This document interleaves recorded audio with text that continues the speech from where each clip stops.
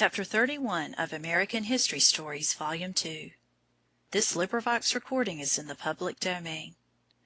American History Stories, Volume 2, by Mara L. Pratt. Chapter 31. Washington's Christmas Gift to the American Army. Washington's army had for some time had nothing but defeat. This, of course, was very encouraging to the British side. There were only about 3,000 men with him, and these were suffering from cold and hunger.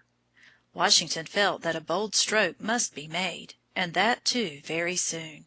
He knew that there were encamped just across the Delaware a body of Hessian troops, who had been hired and sent over here by the English government to fight against the colonists.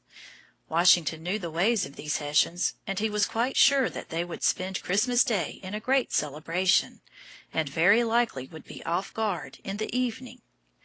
It was a terrible night. The sleet and rain were pouring down. It was bitterly cold, and the river was so full of broken ice that in the inky darkness it seemed almost impossible to get across. But Washington was brave. His soldiers believed in him, and so they struggled on.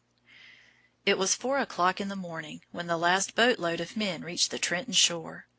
They crept silently along the bank to where the Hessians lay, tired out with Christmas revelry, and thus burst suddenly upon their unsuspecting enemy.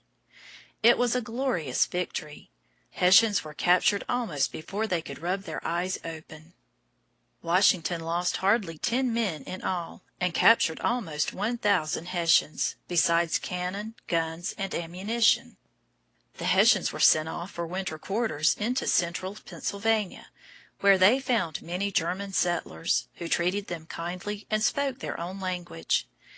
They had a very comfortable time there, and always spoke of Washington as a very good rebel.